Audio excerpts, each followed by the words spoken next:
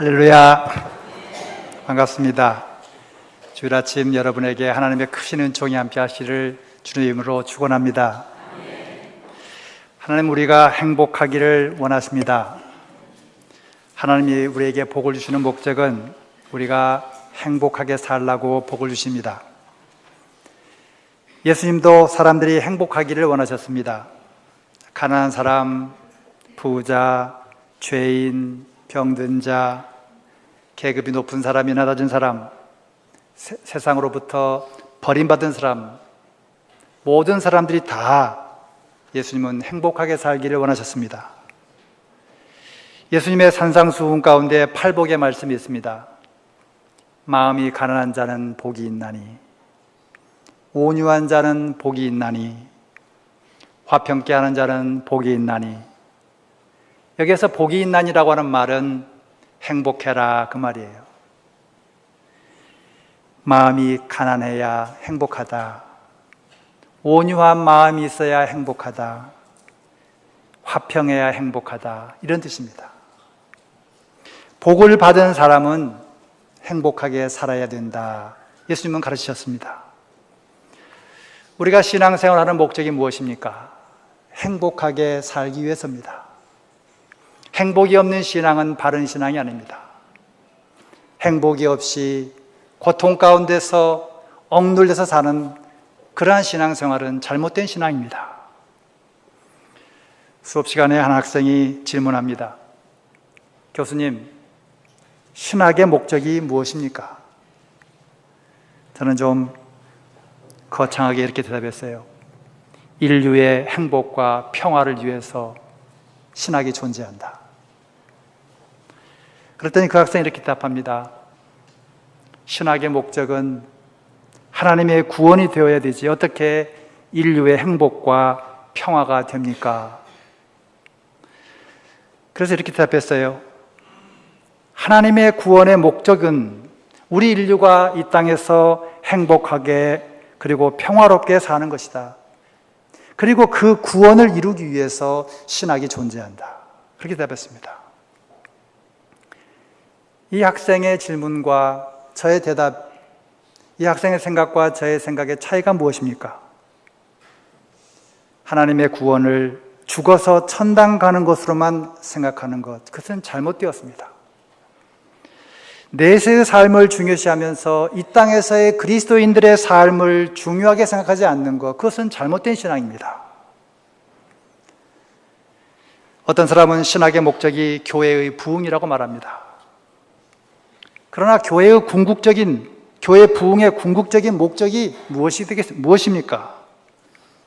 교회 건물을 크고 아름답게 짓는 것이 교회 부흥의 목적입니까? 헌금을 많이 걷어서 사회사업을 하고 가난한 사람들을 도와주고 선교사업을 많이 하는 것이 교회 부흥의 목적입니까? 아무리 교회 건물이 아름답고 커도 수백 명의 선교사들을 많이 보내도 그 교회의 교인들이 행복하지 않다면 그 교회의 부흥이 무슨 의미가 있겠습니까? 우리가 복음으로 인해서 행복하지 않는데 내가 이 복음을 누구에게 전할 수 있겠습니까? 행복하지 않는 사람의 복음 전도라고 하는 것은 위선에 불과합니다. 선교는 나의 행복을, 복음으로 인한 나의 행복을 남에게 전하는 것입니다. 하나님은 복음을 따른 우리 모든 교우들이 다 행복하기를 원하십니다.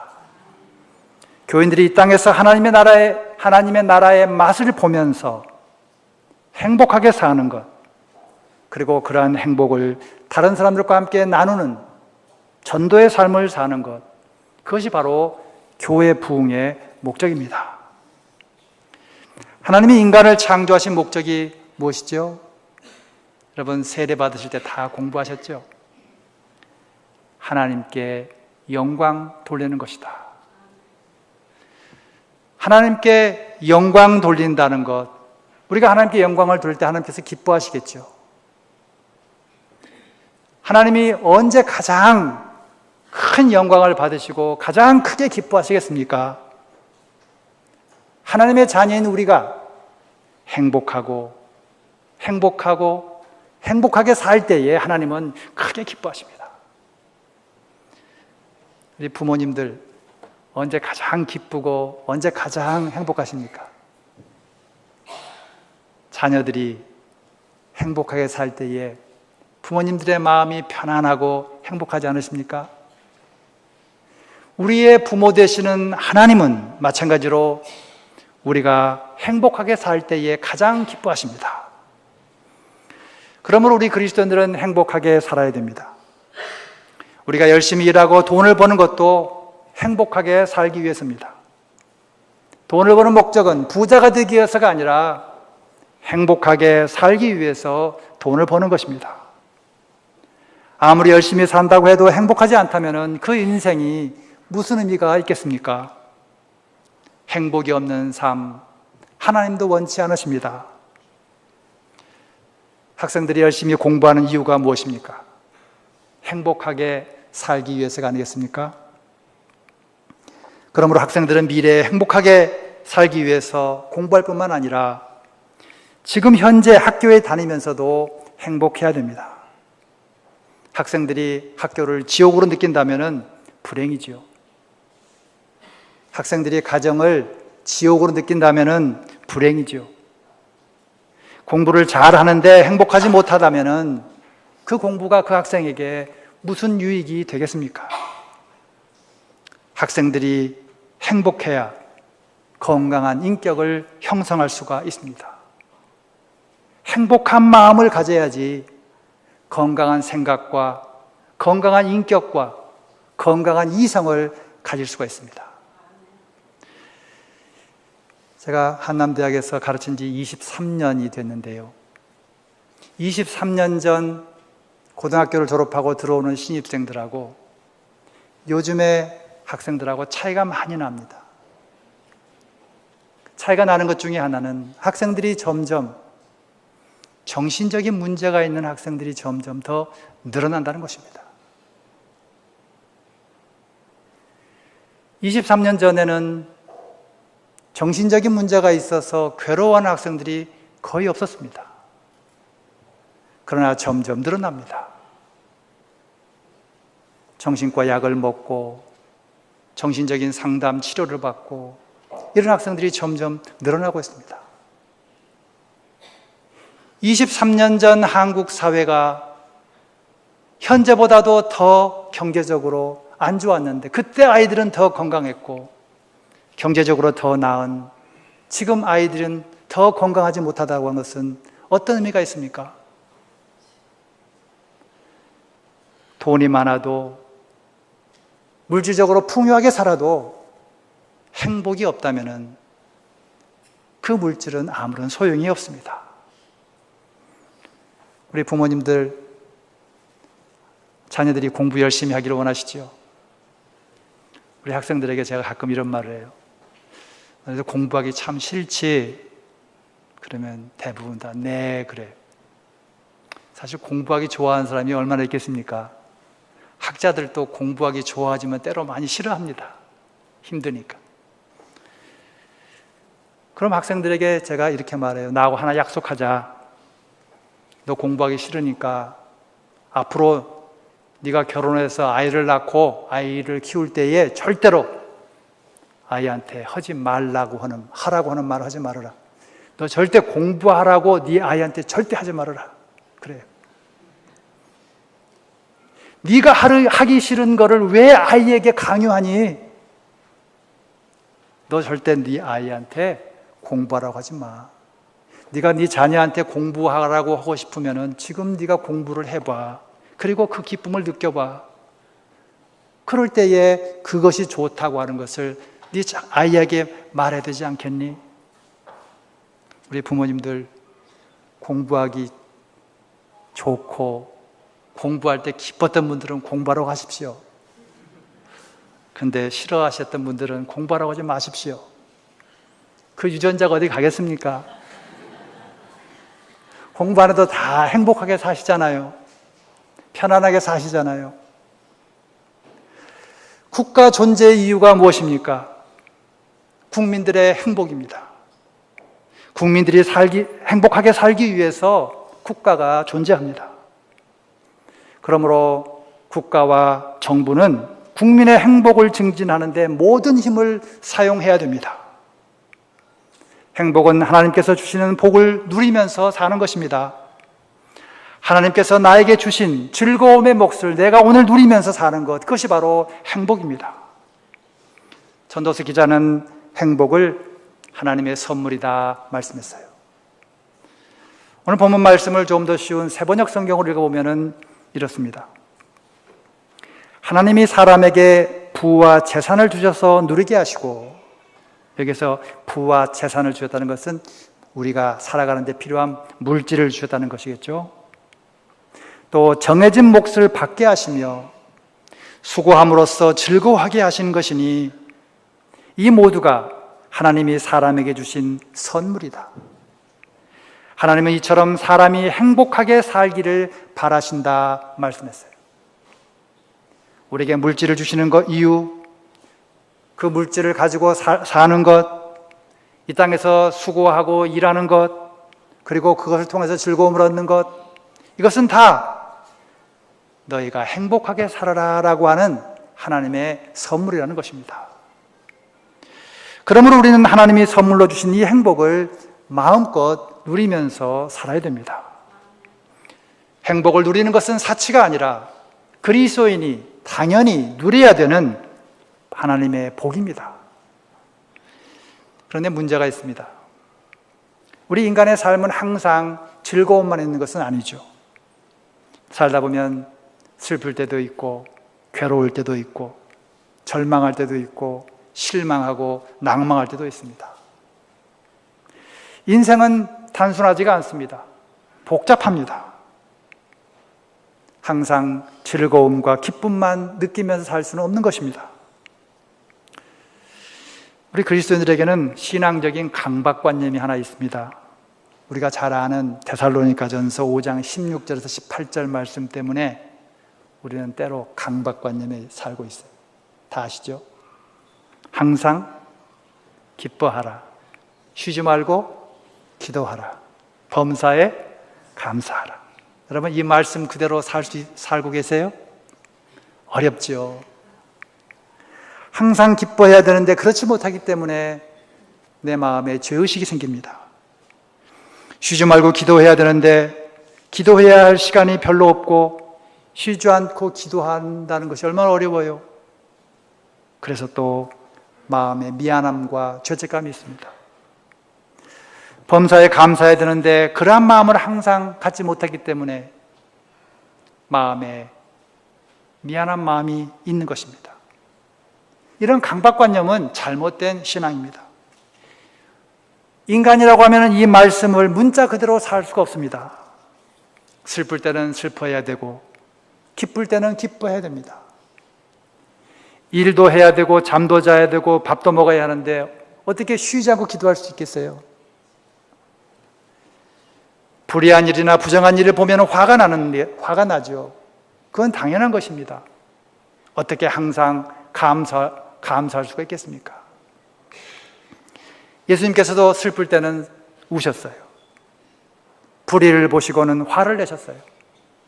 제자들이 잘못한 것을 보셨을 때는 꾸짖으셨어요. 쉬지 않고 기도하신 것이 아니라 필요할 때에 조용한 곳에 가서 하나님께 기도했어요. 십자가 앞에서 예수님은 괴로워하셨어요. 아버지, 가능하면은 이 어려운 무거운 이 잔을 저에게 옮겨주십시오. 거두어 주십시오. 고통 가운데서 부르짖었어요. 냉정하게 보면 우리 인생에서 기쁠 때보다는 슬플 때가 더 많습니다. 만족할 때보다는 불만족할 때가 더 많이 있습니다. 행복을 느낀다고 생각할 때보다는 불행을 느낀다고 생각할 때가 더 많이 있습니다. 그런데 성경은, 하나님은 이러한 복잡한 우리의 삶 가운데서 행복하라, 행복을 맛보며 살라고 말씀하고 있습니다. 성경이 제시하는 행복이 무엇이겠습니까? 항상 즐거운, 항상 기쁨, 이것만을 느끼는 것이 행복이겠습니까? 우리의 감각이 쾌락을 느껴야지 그것이 행복입니까? 우리의 삶에 항상 기쁨만 있다면은 그것은 이것이 기쁨이다 느끼지 못하겠죠. 마치 단 것을 계속 먹으면 단맛이 무엇인지 모르잖아요. 슬픔이 있기 때문에 기쁨이 있다는 것을 알고, 고통이 있기 때문에 평안이 있다는 것을 아는 것입니다. 또 슬픔과 기쁨의 기준도 사람마다 다릅니다. 어떤 사람은 재미있어가지고 막 웃는데 옆에서 그게 뭐가 웃기냐고 그렇게 타박하는 사람도 있죠. 어떤 사람은 슬퍼서 울지만은 아무런 감각이 없는 사람도 있습니다. 기쁨과 슬픔은 사람마다 다릅니다. 또 시대마다 다릅니다. 문화마다 다르고 나라마다 다릅니다. 똑같은 일이 일어났지만 웃는 그러한 국민들도 있지만 웃지 않는 국민들도 있습니다. 무엇을 우리가 행복이라고 말해야 되겠습니까?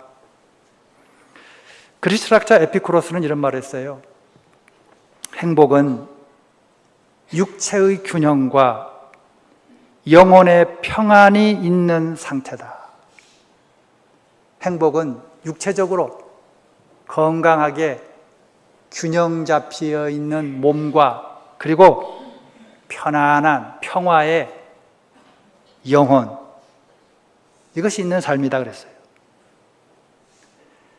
그렇기 때문에 에피쿠로스는 이런 말을 했습니다.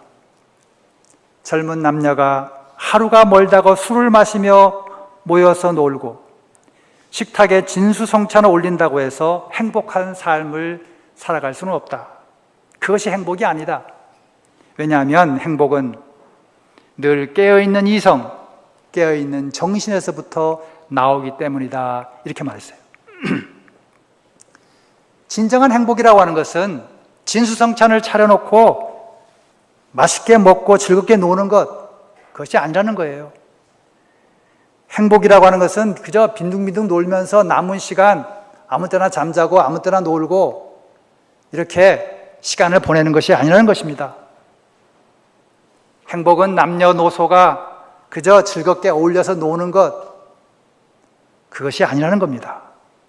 진정한 행복은 정신이 깨어있을 때, 마음이 깨어있을 때, 이성이 깨어있을 때 가능하다는 것입니다. 이러한 정신이 깨어있어야 행복하다는 가르침은 성경에도 나와 있습니다. 모세는 이스라엘 백성들이 가나안 땅에 들어가서 행복하게 살아라 말했습니다. 신명기 10장 13절에서 모세가 이렇게 말합니다. 여러분이 행복하게 살기 위해서 내가 오늘 당신들에게 명하는 하나님의 명령과 규례를 지키는 것이 아니겠습니까? 말씀했어요. 하나님의 법을 지키는 목적은 무엇이냐? 행복하게 살기 위해서는 거예요. 하나님은 우리에게 말씀을 주신 그 목적이 무엇이냐? 우리가 행복하게 살기 위해서는 것입니다. 그리고 행복하기 위해서는 깨어있는 정신을 가지고 하나님의 말씀에 따라서 살아야 된다 하는 말이에요. 여러분, 이스라엘 백성들이 언제 불행했습니까? 정신이 깨어있지 않을 때에 그들은 하나님의 말씀을 거역했습니다. 바르지 못한 정신으로 그들은 우상을 숭배했고 불의를 행했습니다. 그렇기 때문에 예언자들은 이러한 백성들을 꾸짖었어요. 예언자들은 정신이 맑고 정신이 깨어있었기 때문에 하나님의 말씀이 무엇을 의미하는지 알았습니다. 그러나 정신이 깨어있지 못한, 이성이 깨어있지 못한 백성들은 하나님의 말씀, 하나님의 마음을 읽지 못했습니다. 이 백성들은 그저 제사를 드리면은 하나님이 기뻐하시는 줄 알았어요. 소와 양을 많이 잡아서 하나님께 큰 제사를 드리면은 하나님이 크게 기뻐하시는 줄 알았습니다. 그래서 그들은 열심히 제사를 드렸어요. 그러나 하나님은 그들에게 이렇게 말씀하셨습니다. 내가 원하는 것은 이런 제사가 아니라 너희의 진실한 마음이다 말씀했어요. 진실한 마음, 진정한 마음, 올바른 마음, 정신이 깨어있을 때 가능합니다. 정신이 바르지 못하면 마음도 흐트러지고 마음도 진실되지 못하다는 것입니다. 정신이 깨어있으려면 어떻게 해야 되겠습니까? 모세는 이렇게 말했어요. 너희는 마음의 할례를 행하라. 마음의 할례를 행하라. 무슨 뜻입니까? 우리의 마음을 거룩하고 깨끗하게 하라는 것입니다. 그러므로 할례받은 마음에는 불이나 거짓, 악과 거짓이 없고 정직함과 성실함, 사랑과 정의가 있다는 것입니다. 예수님께서는 마음의 할례를 받은 사람, 이런 사람들을 마음이 깨끗한 사람이다 말씀했어요. 그리고 마음이 깨끗한 사람은 행복하다 말씀했어요. 마태복음 5장 8절에서 마음이 깨끗한 사람은 복이 있다. 그들이 무엇을 볼 것이다? 하나님을 볼 것이다 말씀했어요. 마음이 깨끗한 사람, 마음의 할례를 받은 사람, 이 사람은 하나님을 볼 수 있다. 여러분, 하나님 보여요, 안 보여요? 우리가 믿는 하나님은 볼 수가 없죠. 그러나 하나님을 볼 수 있다. 여기서 하나님을 본다는 것은 하나님의 마음을 안다는 것입니다. 하나님의 마음은 어디에 나타나 있습니까? 말씀에 나타나 있습니다. 그 말씀을 읽고 하나님의 마음을 깨달아 알 수 있다는 겁니다. 하나님의 말씀을 올바로 깨닫기 위해서는 마음이 깨끗해야 된다는 것이에요. 하나님은 우리를 외모로 판단하지 않으십니다. 우리의 마음을 보고 판단하십니다. 그렇기 때문에 우리는 항상 마음을 깨끗하게 해야 되고 마음의 정직과 성실을 가져야 됩니다. 그래야지 하나님이 주시는 행복을 맛볼 수가 있습니다. 모세는 또 말하기를 행복하기 위해서는 고집 부리지 말아라. 여러분, 고집이 뭐죠? 고집 부리지 말아라. 고집을 부린다는 것은 틀린 것을 고치지 않고 그대로 주장하는 겁니다. 내가 틀릴 가능성이 있다는 것을 한 번쯤 생각해 보지도 않고 자기의 생각을 계속 주장하는 것이 고집이에요. 나이가 드실수록 고집이 세지죠?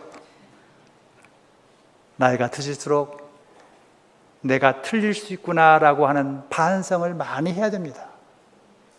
타성에 젖어서 이것이 옳다라고 계속 주장하는 것은 고집입니다. 이스라엘 백성들은 하나님께 고집을 부렸어요.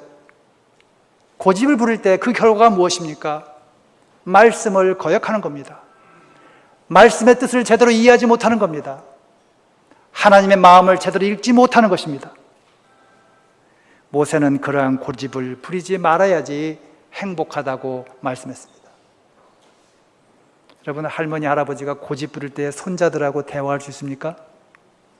대화 안 되죠. 손자들하고 대화하려면은 마음이 손자들 정도까지 내려가야 되죠. 나의 가진 것을 다 내려놓고 젊은 세대, 어린 세대, 새로운 세대, 이 세대와 눈높이를 맞춰야 되는 거죠. 내가 인생을 이렇게 오래 살았는데 너하고 달라, 나는 너보다 더 많이 알아, 이런 고집을 가질 때에 대화가 안 되는 것이죠. 마지막으로 모세는 행복하기 위해서 하나님의 마음을 품어라 말씀했어요. 하나님의 마음, 어떤 마음입니까? 신명기 10장 18절에 보면은 모세는 하나님의 마음을 이렇게 표현합니다. 하나님은 고아와 과부를 위하여 정의를 행하시며 나그네를 사랑하여 그에게 떡과 옷을 주신다 말씀했어요. 정의를 행하는 마음, 이웃을 돌보고 사랑하는 마음, 남을 배려하는 넉넉한 마음, 그것이 바로 하나님의 마음, 하나님의 긍휼의 마음이라는 것입니다. 하나님의 정의의 마음, 사랑의 마음이라는 것입니다. 사랑하는 성도 여러분, 하나님 우리가 행복하게 살기를 원하십니다. 하나님께서 원하시는 행복은 감정이 자극을 받아서 한순간에 고조되었다가 그저 사그라지는 그런 기분이 아닙니다. 하나님이 원하시는 행복은 우리의 몸과 마음이 건강하고 균형이 잡혀서 평안을 누리는 삶, 샬롬을 누리는 삶, 바로 그것입니다. 그러기 위해서 우리는 하나님의 마음을 품어야 됩니다. 하나님의 마음은 정의의 마음, 사랑의 마음, 겸손의 마음, 배려의 마음입니다. 우리의 마음과 삶에 하나님의 마음이 있다면, 하나님 마음을 나눈다면 우리는 행복한 사람입니다. 우리는 하나님께 인정받는 사람입니다. 제가 좋아하는 찬송가가 있는데 438장입니다. 오늘 성가대에서 편곡한 노래를 부르셨어요. 높은 산이 거친 들이 초막이나 궁궐이나 내 주 예수 모신 곳이 그 어디나 하늘나라. 내 지은 죄 사함받고 내 마음이 깨끗해졌을 때 주 예수와 동행하니 그 어디나 하늘나라. 그리스도인들의 행복은 초막에 사느냐 궁궐에 사느냐, 지금 슬픔이 있느냐 고통이 있느냐, 즐거움이 있느냐 기쁨이 있느냐, 이거로 결정되지가 않습니다. 나에게 세상에 물질이 있느냐 권력이 있느냐, 이것으로 결정되지가 않습니다. 내가 초막에 있든 궁궐에 있든 그리스도 한 분만으로 만족하는 삶, 그것이 바로 그리스도인들이 갖는 행복입니다. 예수님과 동행하면은 그곳이 곧 하늘나라요, 예수님과 동행하면은 그 시간이 바로 행복입니다. 날마다 주님과 동행하면서 하나님이 주시는 행복을 맛보는 여러분의 복된 삶이 되기를 주님의 이름으로 축원합니다. 기도하겠습니다. 거룩하신 하나님, 우리에게 복을 주시면서 행복하게 살기를 원하는 주님, 예수로 말미암아 행복하기를 원합니다. 세상의 물질로 인하여 행복하지 않기를 원합니다. 하나님만을 바라보면서 주님과 동행하는 행복의 삶을 살게 인도하여 주시옵소서. 예수님의 이름으로 기도하옵나이다. 아멘.